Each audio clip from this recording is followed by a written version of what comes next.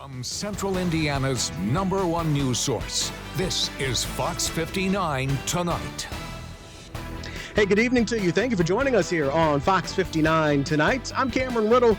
Thanks for downloading our new smart TV app, Fox 59 now. It's on your Roku, Fire TV, Samsung, and Apple TV. There we go. Got them all. Also, if you are watching us on YouTube, make sure you hit the subscribe button so you never miss the conversations we have every night at 8 o'clock here on Fox 59 Tonight, where we talk about everything that is happening from the White House to your house. And in this show today, we will talk about both. We'll talk about everything in between. We start with what's happening near your house this weekend for at least about 80 families. One of the things you didn't have to worry about was where your teenage child was. They were in good hands. They had a lock-in. They stayed all night over at 30th and Post. Now, folks said, whoa. They stayed all night at 30th and Post? Well, yes. Let me explain. Let me explain some more. What's happening inside of P30 there at 30th and Post for a lock-in organized and hosted by this lady who's just now catching up on some sleep from working with teenagers all weekend. Samantha Douglas is our community advocate, does a lot there on the east side. We're going to talk politics in a little bit, but in her community advocacy hat, hosted 80. I don't know the exact. It was over 80 though. Let's say 83. 80 something. 83 teenagers for a lock-in. This is what some of the pictures look like, with everybody outside making s'mores overnight. And let me see, somewhere in here there's another picture. I'll come back to it, but it's not changing. There it is. Sort of look like inside. The Hot Ones Challenge. So you have food, you had the whole shebang. Tell us what happened inside P30 this weekend. Yeah. So, I mean, like many other organizations, well, you know what? Let me not say that. Actually, last year, I had somebody come to me who was interested in doing like an under 21 club situation. Okay. And I was intrigued. I was like, man, if we can keep this safe, if we can, basically kind of let them, do their thing, right? But in a space where we can keep them safe, over at night and whatever, this might be a good thing. So we started having like preliminary conversations about that kind of stuff. Obviously, those didn't go too far because everybody's like, absolutely not. You can't keep that safe. The kids are wild. They're going to do this. They're going to do that, blah, blah, blah. And ever since we had those conversations last year, it stuck with me and it annoyed me because it felt like, no, I think they expect so little from our young people and they really are so amazing. We just have to do a better job at creating spaces where they can just be themselves and not feel the pressure to perform or create little prisons for them, right? So when it came around this year, and obviously after the violence downtown, conversations were reignited. And people started to bring up lock-ins because like when I was young, I know I'm older than you, but when I was young and stuff, we had lock-ins. We had lock-ins at the skating rink. We had lock-ins at churches. And so I was like, man, like we could do a lock-in, like we can do that. And I didn't expect for people to be so kind of against it, but there was quite a few folks that were like against doing a lock-in. And so I was like, you know what? I think I have the relationships and the resources to make this thing happen. I don't want to do this full time. I'm not a youth organization and I have zero desire to get into that space. And so I reached out to people that I know who are super passionate about youth specifically, let them talk, Heather Savage specifically, and then Tamise Cross, the ED of P30. So the first thing I want to ask you, because of the conversations that did happen over summer, was everybody saying, why didn't Boys and Girls Club do a lock-in? Why doesn't Big Brothers Big Sisters do a lock-in? Why doesn't YMCA do a lock-in? Why don't all these places do a lock-in? Yeah. Is that even feasible? And if somebody is going to do it, let's talk about what it would take to do a lock-in for any of these organizations every Friday night, every Saturday night, even if they alternated, whatever, for a whole summer. Yeah. So, yes, it's feasible. It's absolutely feasible. We did that. I think the fact that it was the first time, Mm-hmm. it was a new space for a lot of these kids. I think that's critical. So, if you tell me like the same space Mm-hmm. every month consistently, I think once they got a little more comfortable, maybe you would see a little more challenges arise. Mm-hmm. But I think if you're moving it throughout the city, that this is doable. Mm-hmm. It really is. You start going to the different Boys and Girls Club locations. They have like 5 clubs throughout the Mm-hmm. city. Mm-hmm. So like you move through those clubs. I know for a fact But that not do the same club and same staff every week.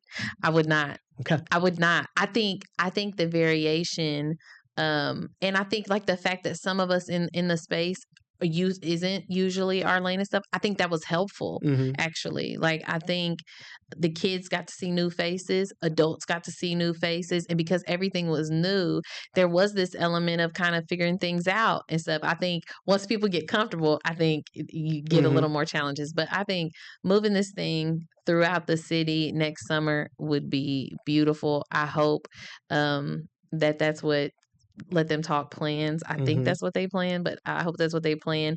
I really just wanted to help with this first one just as like a proof of concept, right? And then they can take all of these resources, all of these partners, all of the funders, and say, hey, we did this great thing last fall, we can continue to do it this summer, and and go forth and be great. Let Them Talk. Yeah. Dr. Heather Savage. Yes, Dr. Heather Savage. I That's should have right. said that earlier. Doctor. Put the Dr. doctor on it. Savage. Yeah. I always put a little speck on that name. By the way, I don't know if you can see her, but she actually is in the corner in this picture. I just noticed. So when the first thing to note when you're doing this kind of thing is, one, you didn't do it by yourself.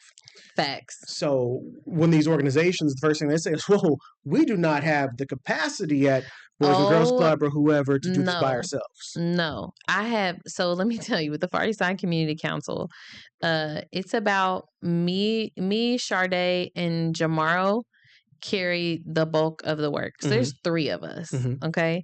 This took partnerships of so many people. So we had 10 or 12 different workshops led by different people. And then we had multiple leaders within those rooms. So in our boys talk, for example, we had 1, 2, 3, 4. We had at least 5 or 6 Black male leaders in there talking to these boys. In our girls talk, we had 2, 3, 4 or 5 women in there alone. Then we had somebody else doing trap and paint. We had somebody else doing bracelet making. We had somebody else doing financial literacy. We had somebody else, Aaron Smith, doing Youngsters and Young Stars. We had Sade doing the Hot Ones Challenge. We did 2 Hot Ones challenges. She also hosted karaoke.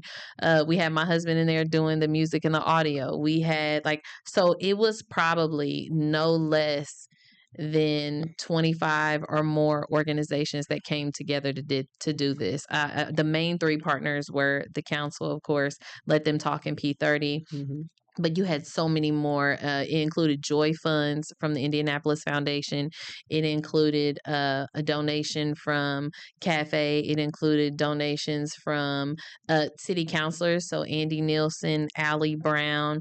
It included donations from P30. We paid youth that night, so that was another critical thing too that I think we should replicate. We had 10 youth ambassadors that helped just encourage good decisions all night. Okay. And so we paid them. They got paid $200 each. Okay.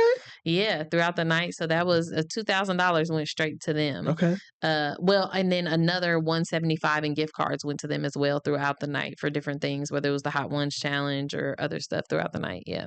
So, as one, let me ask, when would you consider doing this again? Because you've laid out a good blueprint here. Yeah. I'm not.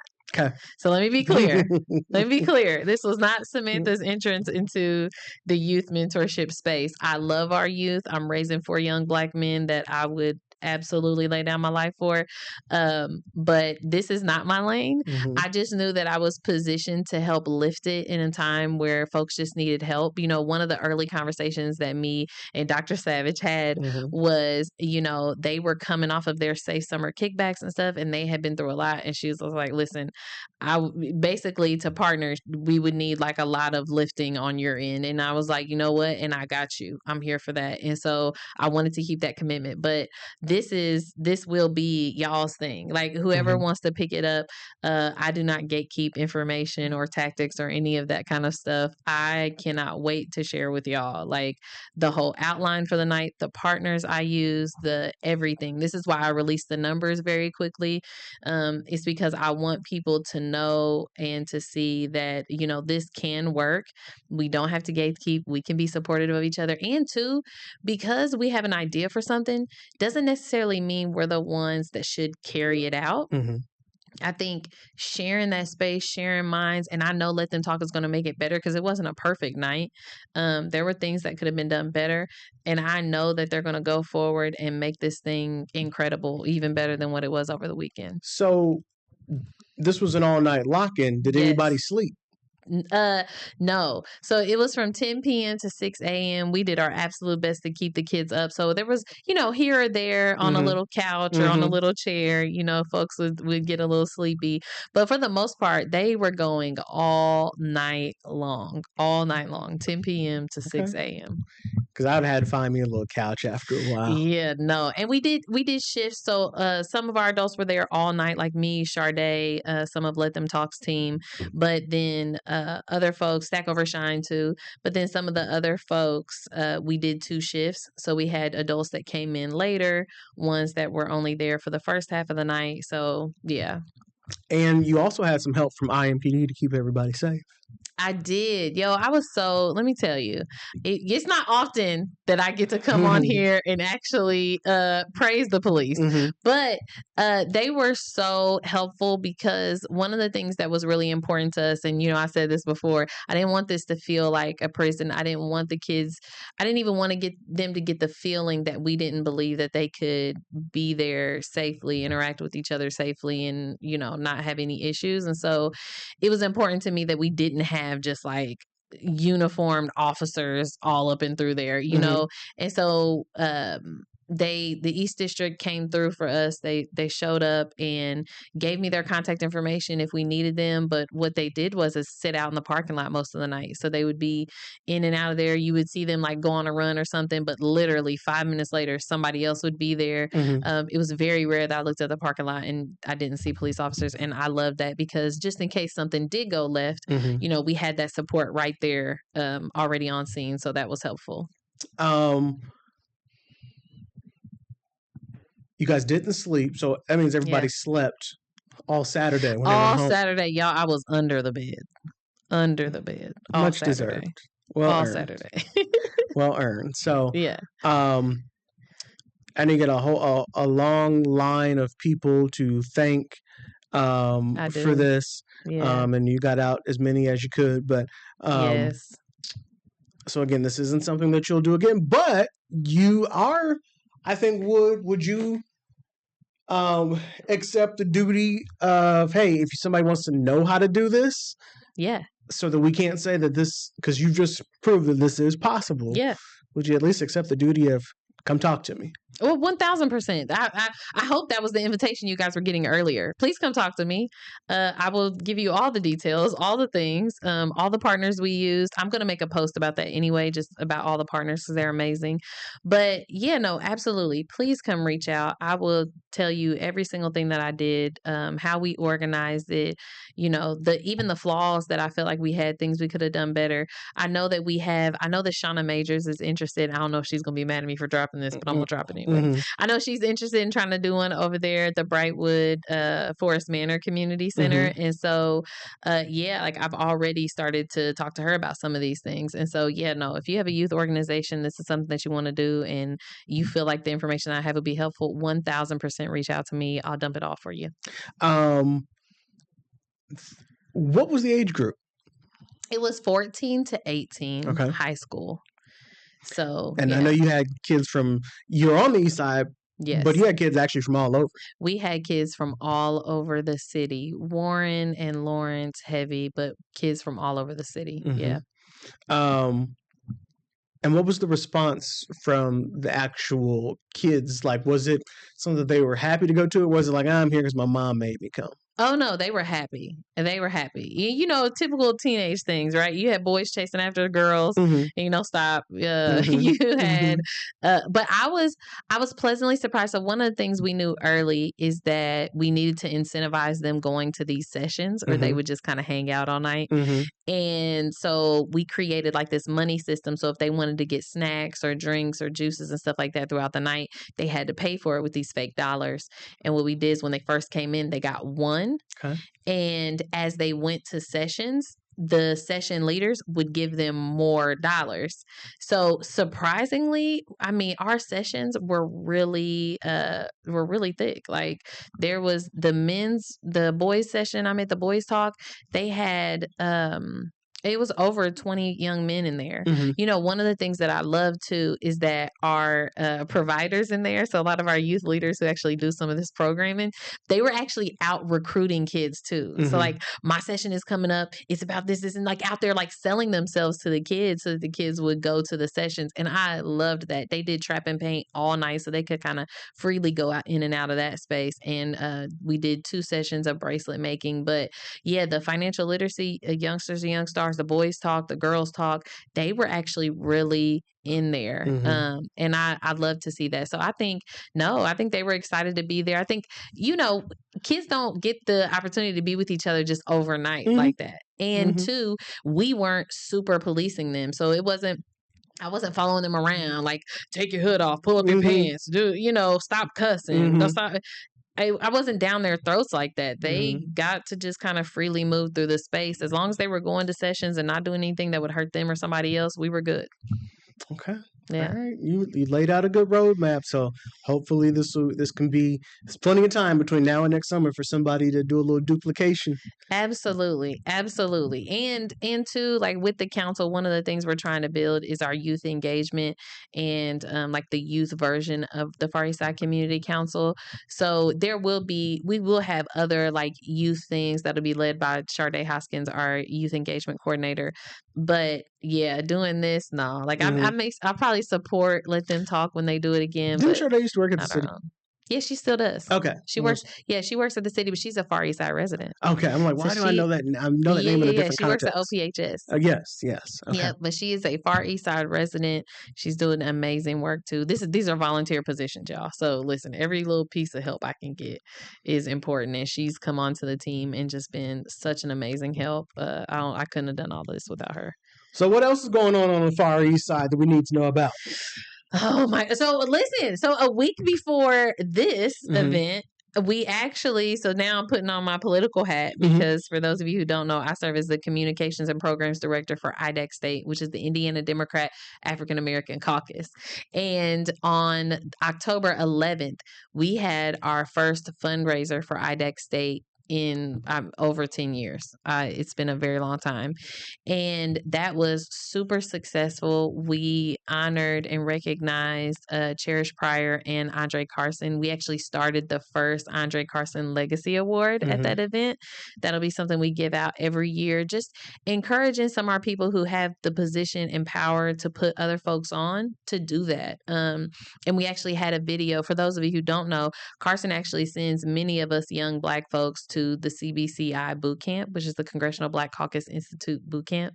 And it's intensive campaign training and leadership development. And he does that for 2 or 3 of us every single year. On him, Mhm. we get sent away to this camp for about a week. And it's an incredible experience. You get to connect with like minded young Black folks from throughout the country. And so that's what he was honored for mainly, is creating pathways for young Black people to excel and be great leaders and great campaign managers or elected officials in this space. It's so needed. And so we honored him for that. But more importantly, we super exceeded our fundraising goal, which was amazing. And those funds will go to support things like our PC project. the precinct committee person elections for the Democrats is next primary, next May. It's so important. So we're recruiting and training and teaching people what a PC is so they can run, so we can have more elected PCs, so we have more diversity, more inclusivity, and more accountability in our party structure and leadership. And then the other thing these funds will support is our endorsement process. So for a long time now, our endorsement process has really kind of been in name alone.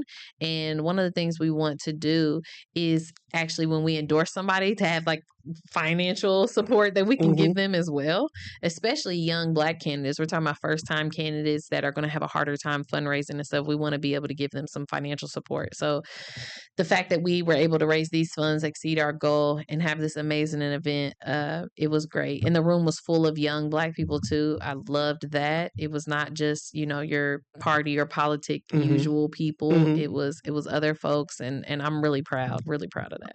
Well, you set us up for the next portion of our conversation, because you mentioned Andre Carson, who maybe he won't be the congressman. Man, it would be tragic.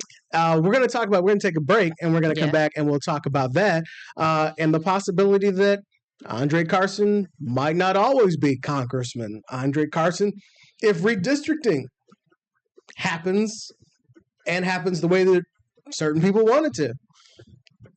We'll find out exactly what all could be coming, what the possibilities are after this. We'll be right back.